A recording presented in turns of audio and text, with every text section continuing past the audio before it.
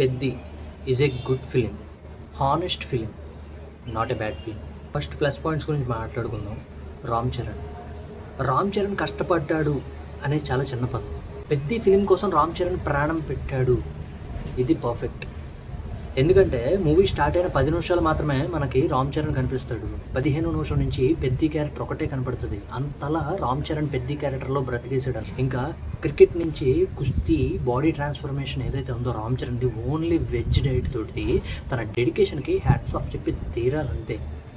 ఆ లెవెల్లో బాడీ ఉంది తనది కుస్తీలో.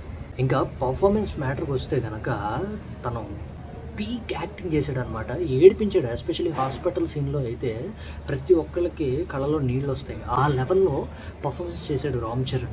క్రికెట్ నుంచి కుస్తీకి వెళ్ళే జర్నీ చాలా బాగా చూపించారు. ఇంకా కుస్తీలోకి ఎంటర్ అయ్యేటప్పుడు ఒక ట్రాన్సిషన్ షాట్ ఉంటుంది.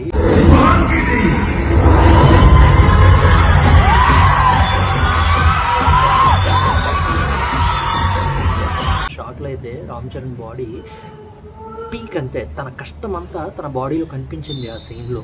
నెక్స్ట్ వచ్చేసి జగపతి బాబు, అప్పల్ సూరి క్యారెక్టర్ మూవీకి బ్యాక్ బోన్ అనమాట. తను లేకపోతే ఈ పెద్ద ఫిల్మే లేదు. అప్పల్ సూరి క్యారెక్టర్లో జగపతి బాబు జీవించేసాడు అంతే. తను ఈవెంట్స్లో చెప్పడంలో తప్పు లేదు. తను చేసిన బెస్ట్ 6 ఫిలిమ్స్లో, ఇప్పటిదాకా వచ్చిన ఫిలిమ్స్లో తన బెస్ట్ క్యారెక్టర్ ఏంటంటే పెద్ద ఫిల్మ్లోనే పడింది. పర్ఫార్మెన్స్కి అంత స్కోప్ ఉన్న క్యారెక్టర్ చేశాడు జగపతి బాబు ఇందులో. ఇంకా థర్డ్ ప్లస్ పాయింట్ వచ్చేది ఏఆర్ రెహమాన్.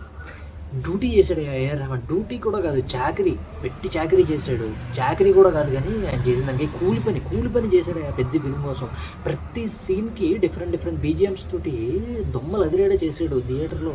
ఆ లెవెల్ ఆఫ్ బీజిఎం ఇస్తాడు, ఆ లెవెల్ ఆఫ్ మ్యూజిక్ ఇస్తాడు ఏఆర్ రెహమాన్ పెద్దికి అని అస్సలు ఎక్స్పెక్ట్ చేయలేదు. పెద్ద ఫిలింని ఒక రేంజ్లో తీసుకెళ్ళి కూర్చోబెట్టాడు తన మ్యూజిక్ అండ్ బీజిఎం తోటి. టైటిల్ బీజిఎం అవ్వచ్చు, ఆ ట్రాన్సిషన్ బీజిఎం అవ్వచ్చు. రామ్ చరణ్ వచ్చినప్పుడల్లా డ్యూటీ చేశాడు, ఆ సీన్స్ని ఎలివేట్ చేశాడు ఏఆర్ రెహమాన్.